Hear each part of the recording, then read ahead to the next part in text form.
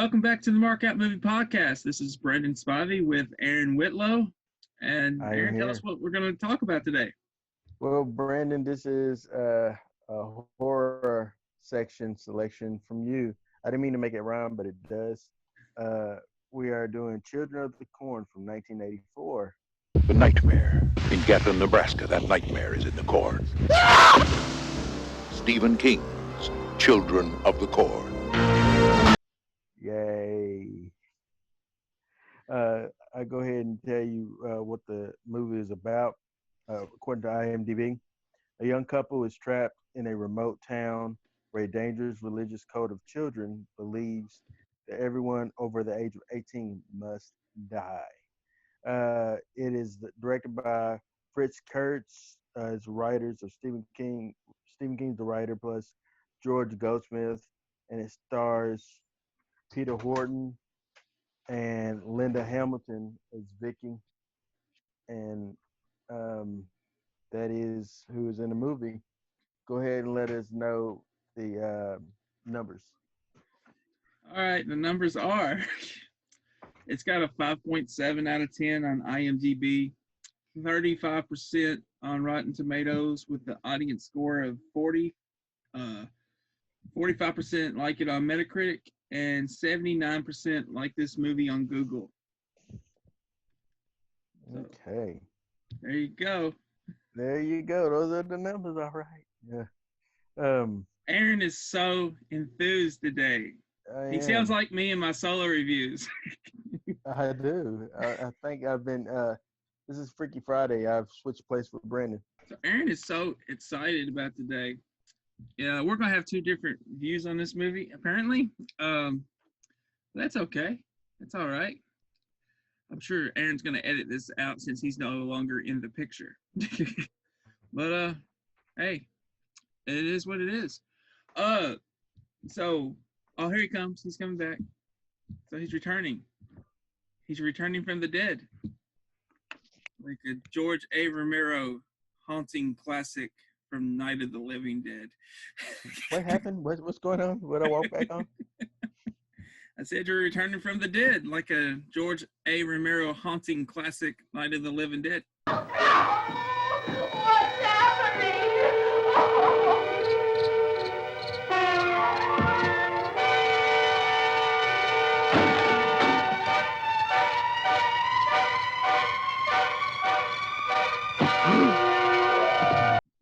I am. It's craziness today. All right, so this movie, the film starts with voiceover from one of the child actors in this film. It was about 3 years ago. I was the only kid in church that day. The others were with Isaac out in the cornfield. I didn't get to go because Dad didn't like Isaac. He was pretty smart, my dad. Who pretty much narrates that it was a normal day. He left church. He didn't go to the meeting with Isaac, right? Isaac. Yeah, he didn't go to the meeting with Isaac. His sister stayed home, so his mom would stay home with the sister. And the kids pretty much did a mafia-style hit on all the parents, all the adults in this town. It seems like all the adults was in this little diner. Just happened to be at this. Is this the only place that they go after church, I guess, in this town? Well, I'm sure there's other places, Aaron, but yeah, that would be the main. It's a small town. Yeah. You ever been in one of those really small towns where there's only a diner? That you can go and associate with each other. I have actually. Through one. I have been to one of these places. It's in Elkton. I drove through them. Elkton. Never been. Yeah, they have an Elm Street. Well, we all have it. We have an Elm Street. Oh, this Elm Street's creepy, Aaron. Every town has an Elm Street.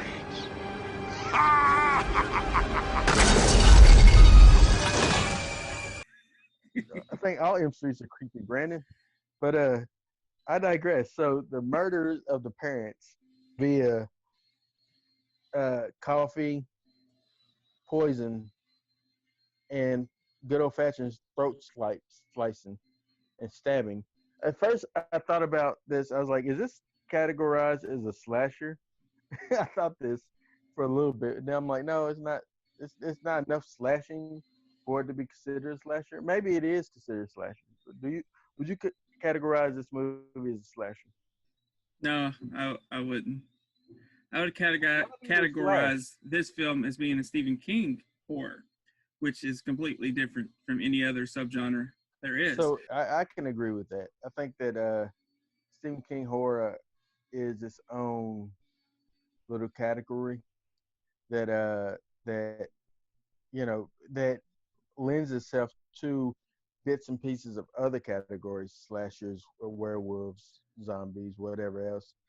But in itself, it doesn't have to play by those rules because it's its own thing. Hmm. So I can agree with that. Yeah, I'm I agree. happy that you can agree. I'm happy that you agree that I But can I'm agree. worried about So you today. it's been an off day, I tell you. I'm hearing noises. I'm going You look crazy, guys. very paranoid right now, and I don't know what's going on. Yeah, I a have no lot is idea. going on. A A lot is lot going apparently on. is going on. But But yeah, let's get back to this the film at hand. Uh, so after the murders of the parents, we creep into some good old fashioned uh weirdness with Linda Hamilton and this other guy. yeah, Is he a doctor? yeah, some sort of Okay, doctor. Yeah, I was wondering about that. And they're like, I guess they're moving somewhere else, right? yeah, To they're a moving. practice. Yeah, somewhere in Nebraska. I heard somebody put a review out said Linda Hamilton was probably smoking just 2 packs of cigarettes a day at this point, because like her voice in Dark Fate, clearly cigarettes has really affected her at that point in her career.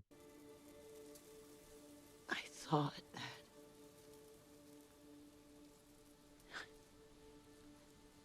they couldn't find him if they didn't know what he looked like. She loves him. She loves him. Cancer sick. So what can I say? Um, but yeah. So Linda Hamilton is in this film. Peter Horton. I thought he was fairly Bert. I thought he's kind of to me forgettable. It was more about the children than it was the adults. But Linda wasn't really all that strong either in this film. You know what I'm saying? I don't think so. You don't or you do? I thought she was strong, but I think it's more about the kids. I think it's more about Malachi and Isaac, their performances. As Isaac, was he a grown man? I mean, yeah, Jesus, he looked like was he just a midget? yeah. I mean, a Well, little person? I wouldn't say midget, but he Little is a person. short person. I'm so sorry. A short person. I remember him from Adam's Family. Uh, but yeah, I was wondering about that because like features, his facial features, I always thought was odd. I always thought that he looked older than everybody else. He didn't feel like he was a kid, Yeah, and that's because he, I guess, wasn't a kid at that point. He was like he was 24. Gary Coleman. He was 24. Yeah, Wow. Gary Um, Coleman. Gary Coleman, he played a child for like years, even well past he was. This man was in his 20s, probably had children of his own. He's still playing like an 8-year-old. But because he had you know, he's just short. He's short in stature. What can I say? God rest his soul. But Jaleel White, not Jaleel White. What's the other guy? What's the guy that played Webster? Is he still living? I don't know. Don't know, man. Is Webster still alive? I wonder. I'm sorry. I don't know if he is or not. We talked about children actors. I apologize. But Isaac and Malachi, those are the main 2 people. Malachi, of course, we know him from. I know him mainly as one of the Klopeks from the Burbs. He's like the son. Oh, All that moving must be very hard on you, Hans. With the Klopex. Yeah, I know him mainly for Can't Buy Me Love. He plays Patrick Dempsey's best friend. Oh, really? Yeah. He actually had a non-horror related role. I didn't know this. Yes, he did. Oh God. I didn't know this. I did not know this. You go back where you belong, Jose. Take your hands off Kenneth or I'll break your arm. Your pitching arm. Oh, yeah? Yeah. Well, don't make me laugh, blonde boy. Let go. I just know him as that guy. Oh, he's also in another horror movie. He's in Candy Corn. He plays the sheriff in Candy Corn, which is not a good movie. He's also in Back to the Future. I never noticed him in Back to the Future.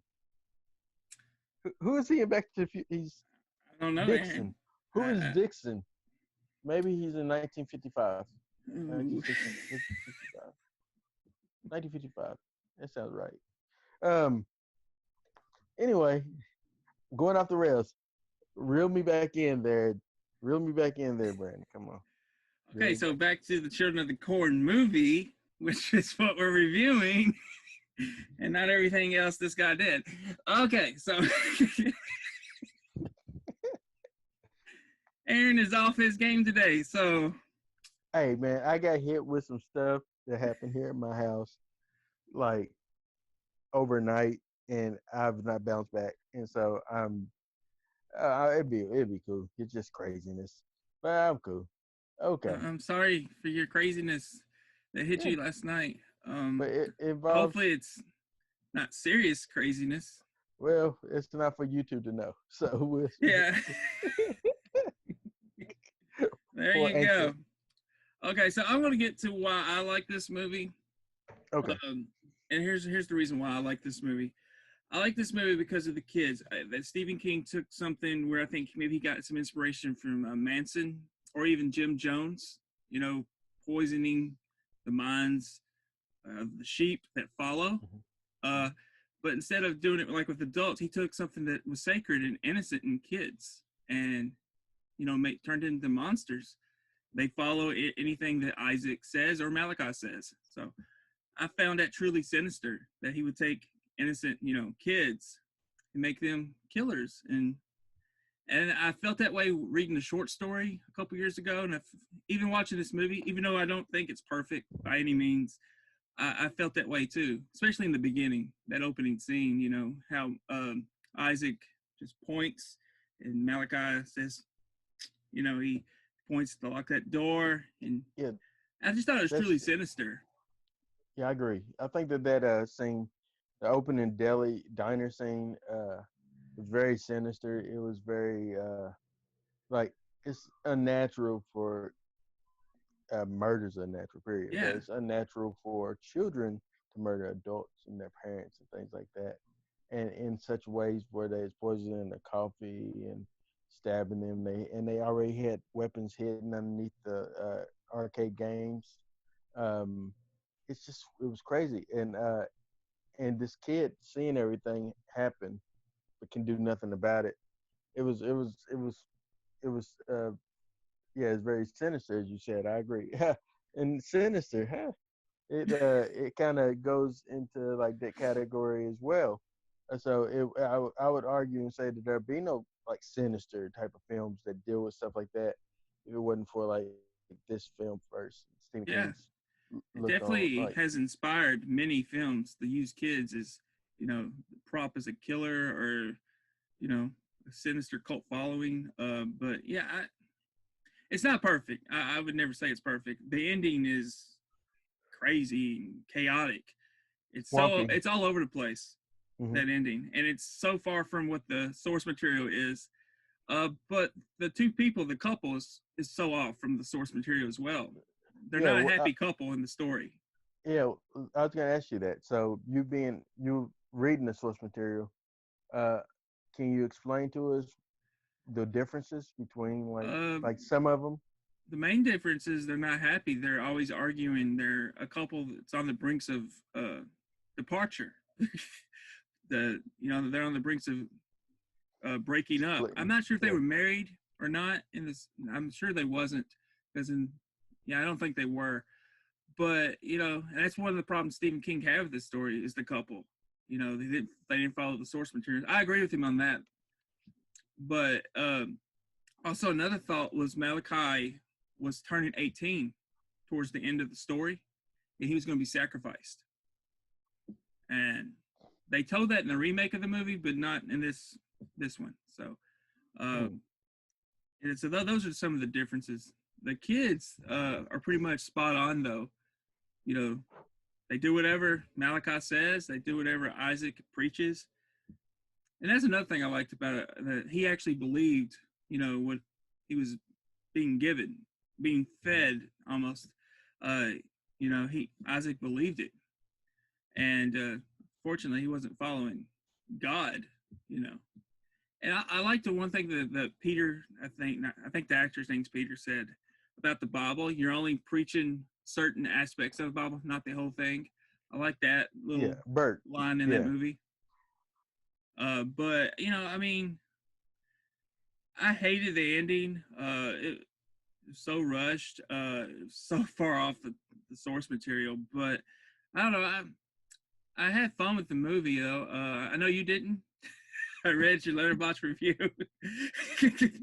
No fun to be had. You felt the pacing was off. Yeah, I did. I really so I do remember. I guess this was my first time truly seeing the movie. As a kid, I remember watching the diner scene. 'Cause I remember aspects of that, like seeing little bits of that. I remember the hand going into like the meat grinder. I remember that scene, and then I remember the end with him tied to the cornstalk cross. And I remember parts of that. I didn't remember the girl being in the backseat of the car. I didn't remember any of that. So I would say that this was my first time actually seeing the movie, for real, seeing the movie, and I just wasn't, there's moments that I really enjoyed, but then I did feel the pacing was a bit off. I thought the CGI that they used, but it was early, it was 84, so that's forgivable, but it was very hokey. Terminator had better CGI. Yeah, Terminator had better CGI. I'm talking about like the special effects. The special effects in this with the way that I love the way that he walks behind the row. You can see him going through the cornrows and just like that, like almost like trimmers, Yeah. It just kind of goes under the ground. I love that. That was great. And I think that they could have left it at something like that, but then the moment that they added computer animation to it, or it's not, back then it wasn't really so much computer animation as more as it was just taking the film and adding color, like putting negatives and stuff like that, just adding stuff. That's what they did with Star Wars and stuff to kind of make lightsabers and stuff. It's just adding that to the frame of the films. But go ahead and say it was cringeworthy, because it was. It was cringe. It was cringeworthy. But that aspect, ultimately, that aspect of the movie took me out of it. Yeah, I agree 100% on that. Ultimately, though, like the movie isn't about the adults. The movie isn't about the bad effects with that. The movie is about the children of the corn, the children of this cult. Is about them and is carried well by Malachi, Isaac, and then Malachi. They both were very commanding, and I could see how kids would follow these guys. And Malachi seemed like like a badass. He seemed like the guy that would really command respect. And then like when the adult comes in and slaps him down a bit, it's like they're like, oh, he isn't that strong. He isn't that powerful. It's like taking the people that you look at as like being mighty and big and breaking them down, and you're like, oh man, they don't have as much power as I thought they had over me. And it's also why I said they're sheep, because they easily followed him and they would easily leave him. As as the movie ended, they left. No Except fighting, no one nothing. That one girl was so committed. Yeah, she was committed. So I give her that. Maybe they had a relationship. And I love how Linda Hamilton like knocked her out with the car door, and then he's like, now what do we like? Bert was like, what do we do with her now? And Linda's like, I don't know, we're just gonna leave her here. I don't care, you know. And she didn't say it like that, but that's what she's getting at. She's like, I don't care what we do with her. She's not our responsibility. But they took the two kids and I assume adopted them, because you know their parents is dead, man. I don't, you know, it's crazy. Um, Yeah, of course, it's not legal to just take kids like it, but hey, okay, that's what they did. Um, that's what they the did, Aaron. the one kid that played uh I want to say what was his name, Joseph. Um, the kid, he looked like a very young. It's not him, but he looks like a very young Corey Haim a little bit. You know what I'm talking about. I don't know if that's Yeah, his name, Joseph. The main kid, the main Job. narrator, Joe. Yeah, Yeah, Job. he, Job. Okay, yeah, he looks like a very young uh Corey Haim. That's who he put me in the mind of. And I was thinking, oh, this kid can go on. He was in Monster Squad. I knew I'd seen him in something else, but I thought, man, that kid, he looked like he would be one of those '80s teen idol type of people. But Yeah, clearly, he didn't do anything past 1990. But it's hard for a lot of them to do anything past 1990 or past that childhood stuff. You know, unless it's a series like Children of the Corn, then you can have uh, Isaac come back several times or whatever. I think he comes back. Like I've seen maybe a couple of other ones in this series, but ultimately, and I own a lot of them. Ultimately, I'm not a big fan of the Children of the Corn series. I feel like I'm not. yeah. Like I saw this one when I was like 10 or 11. It creeped me out because it was kids doing this. But I didn't see the whole series. I saw maybe I think up to part 4. Um, they got worse and worse, so I stopped. But rewatching this, I would at least like to see the sequel again. See where the story went. It'd probably be a big mistake on my end if I did, but I would like to see where it went. You know, see what happened to these kids. Hmm. Because how it leaves with Isaac and what he transforms into, and he's not in the sequel, I don't think. So I don't know what happened after that night. With these kids, the movie just kind of ends. There's no climb. I mean, there's no ending. There's no real ending. Yeah. Absolutely. So that's another problem I have with the ending. Yeah, I But agree. I think the ending was anticlimactic. You know, as far as yeah, like you know, I don't know. It just no real. You're right. I do compare it though. In looking at it the second time, I can see. I think that Stephen King and Joe Hill's talk in the tall grass. Uh, is it in the tall grass? I think Into the Tall Grass. Into the tall grass. I can see that as almost a sequel to Children of the Corn in the sense of it deals. It's like Stephen King took his idea of Children of the Corn and kind of made it better with that movie. Uh, I agree. The and that Into the Tall movie is Grass is actually the better. better. Yeah, it's a better film, and it deals with like the cult idea and the and weirdness in the isolated area really well. The first time I felt that way in Children of the Corn is when they got lost in the corn maze when they're trying to drive and find the way out of out of town. Yeah, I was like, man, I was like, okay, I'm getting vibes of Into the Tall Grass, and even though this predates it, I can see where he took Into the Tall Grass and said, okay, maybe I can make Children of the Corn, but make it a little bit better, and do this, and kind of build on just that little aspect of it, and it honestly, I never thought I'd say this, but that film is a far superior film than this film. But then again, Stephen King had more time to grow as an author, as an author from the time from this came out to when that came out. So Yeah, I also think this, and you may disagree with me on this. It's just something that caught my eye when I was watching it yesterday. Midsummer, I think used. I'm not sure if they got this idea from this or not, but they sacrificed themselves at a certain age. You know, and I was not 18 or nothing, but they still sacrificed themselves. And I thought the idea of sacrificing yourself at 18, I think it is, or maybe it's 19 for them.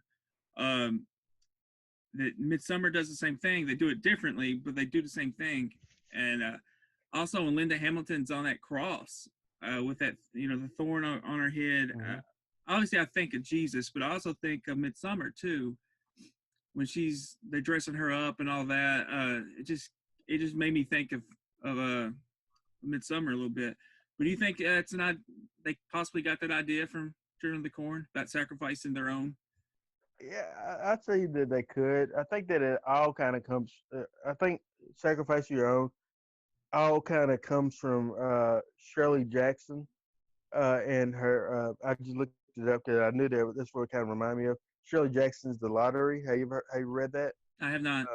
It's about a small town who has it came out in 1948, but it's about a small town who every so many years or something. I might get it wrong, guys. I apologize. I don't completely remember it, but they have a lottery, and essentially, if you are chosen in the lottery, you're chosen to be stoned and killed. That's how they keep the population down in the town.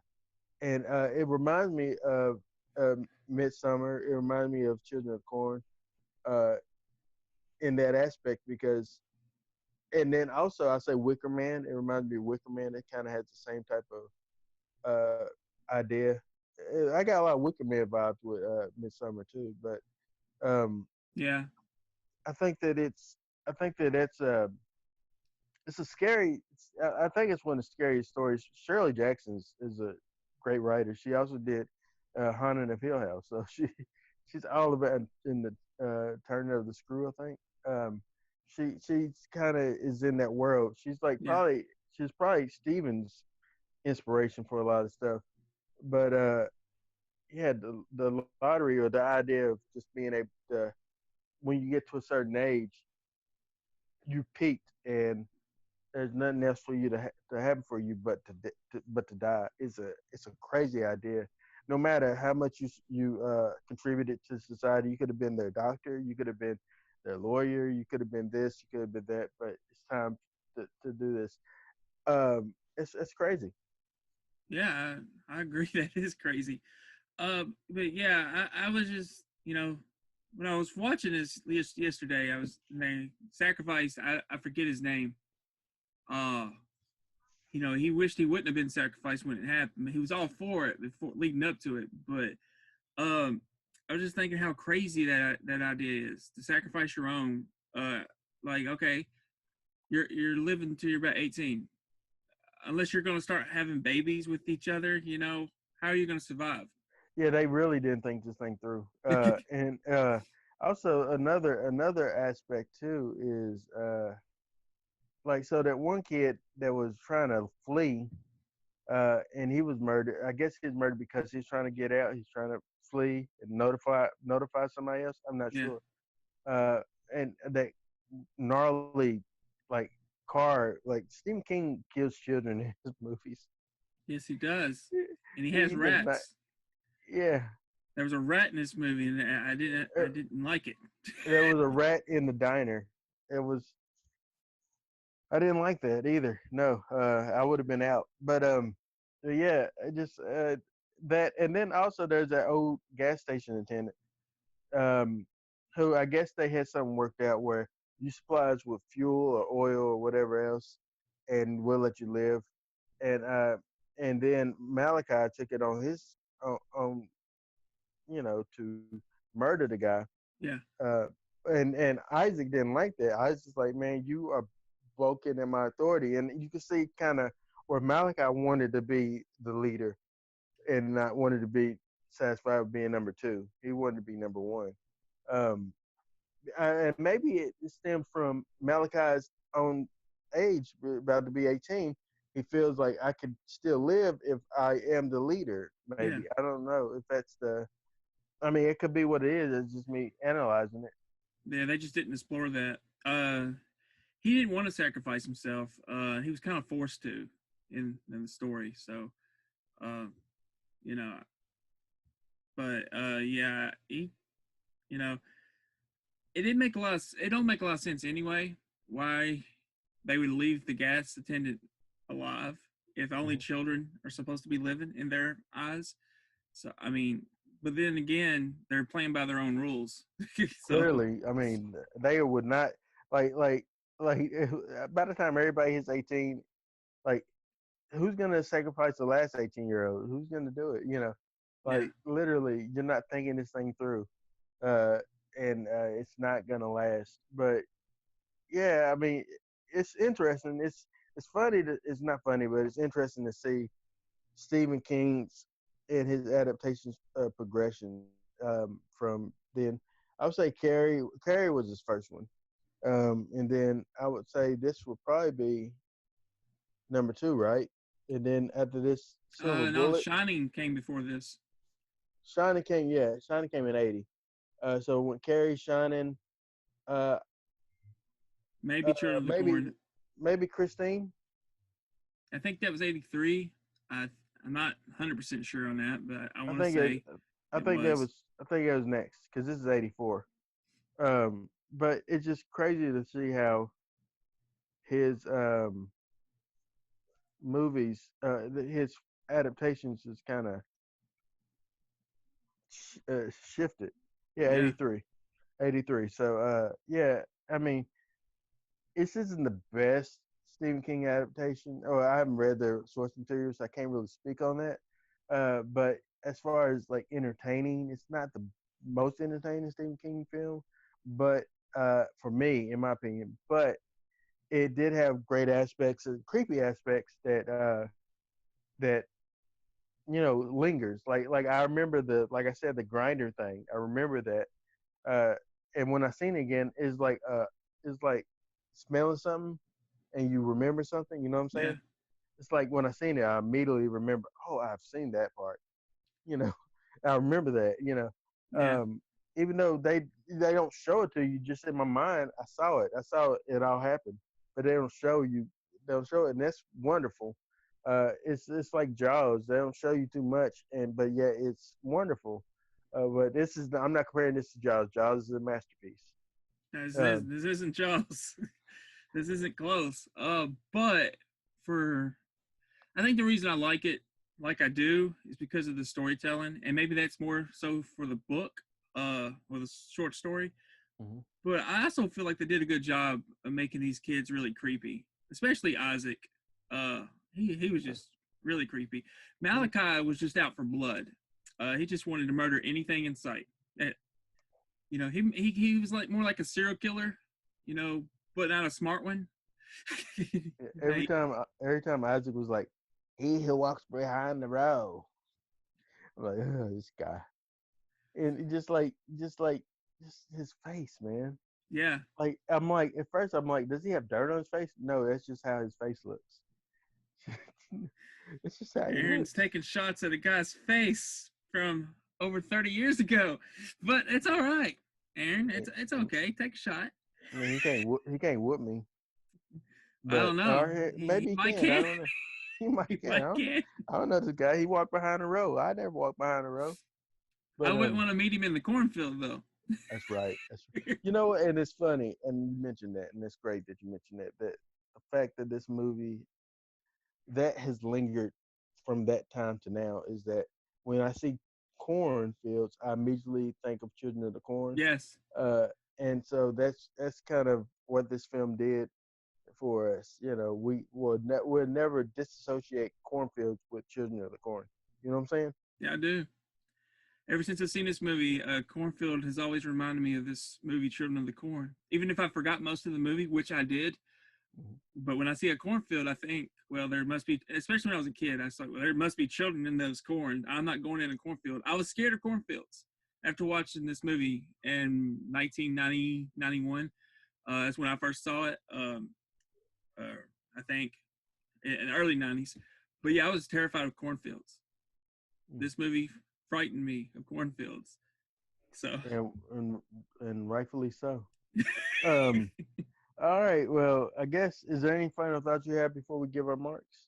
uh, um, I will say I like the look of the town after the adults show up. Linda Hamilton and Peter something show up because it looks like it's abandoned. You know, it looks dirty, filthy. You know, Yeah. so I like that. It looked like an abandoned town. Yeah, and that was something I wanted to mention too, real quick. You can tell the lack of parents there and the impact it is on has on the children. Uh, like they are all dirty. Yeah. None of them are clean. 'Cause there's no adults telling them to bathe. There's no adults telling them to eat properly. Uh, so there is, and then like uh, Isaac is strict. You know, you can't have a record player. You can't have this. You can't have that. You know, so you can tell how it is a bad idea for kids to run a town. Yes. And it reminded me of almost. It put me in the mind when I seen that.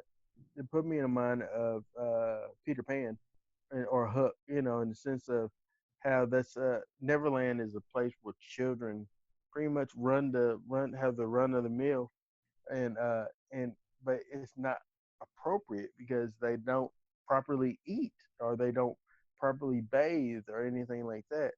Because no matter how fun it must be as a child to just do whatever you want to do, you're gonna need some type of structure.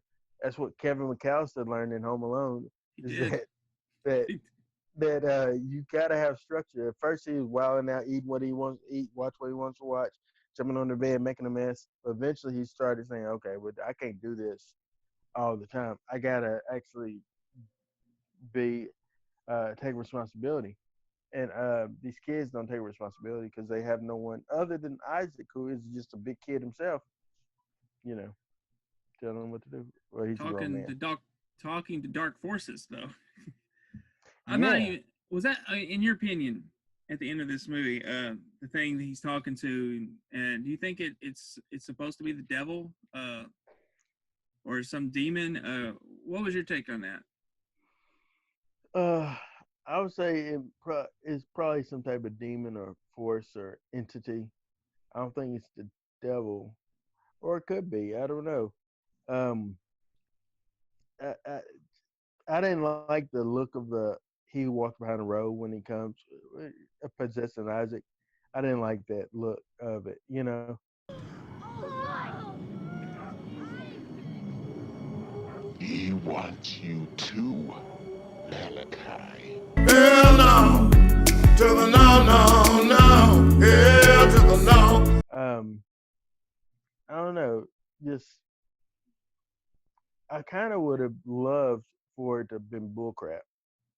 I kind of love the idea of them doing everything and then they realize we were wrong. This is not real.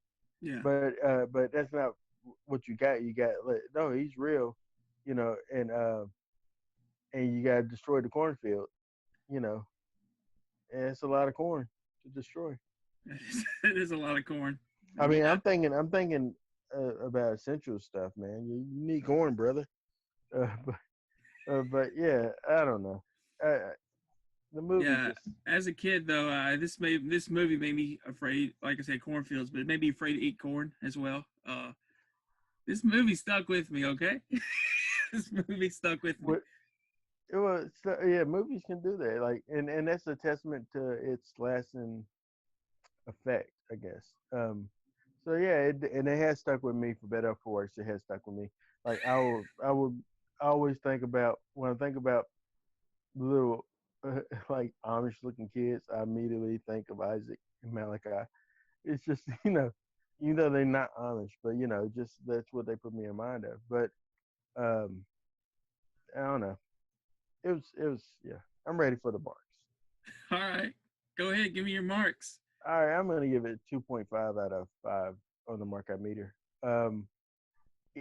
Because I didn't really care for it too much, but I can't deny the ability of Isaac and Malachi, what they did in the movie, to carry the film, and they were very sinister and very creepy to the point of, they linger. I remember, like when I see them, I immediately associate them with Children of the Corn. Yeah. I give it a 3.5 on a markout meter. For what you just mentioned, I didn't mind the changes with the couple. I thought it worked better for film. They've done it both ways. When they remade it like in 2009, they did it the right way. It just wasn't. They had no chemistry. That could be an aspect too. But I didn't mind that change. I hated the ending. The ending kills it for me, getting a higher score. But as you said, Malachi and Isaac carry this movie. They stole the show. When you think of Sinister Kids, I have to think of those two first, because those were the first Sinister Kids I saw in a cornfield. So it's left an impression on me through all these years. So, I have love for it, but I will say it's not a perfect movie by any means. It's got its share of problems.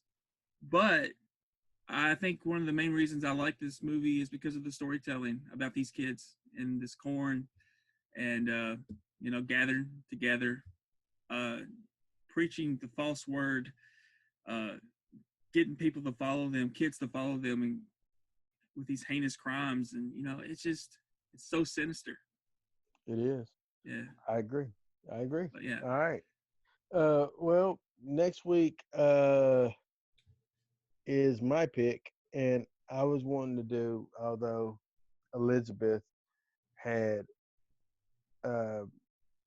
she didn't like me doing this, but I wanted to do Haunting of Hill House, binge worthy. Now I want you two to get good rest. What if I have a bad dream? Well, I'm sure we can handle any dream you have. Which I don't know if y'all ready for it. If not, then I'll choose something else. I'll just let you know then. Choose what you want, Aaron. Choose what you want. But will you watch it? Can you watch it? Yeah, I'll get it. All right. I'll get it in. House. All right. Well, Haunting of Hill House next week. All right. 10 episodes. Binge worthy. Binge worthy. Oh, yeah, it is. All right. Well, Aaron Whitlow. Brandon Spivey. We are the Markout Movie Podcasters. Thanks for marking out with us. Thank you.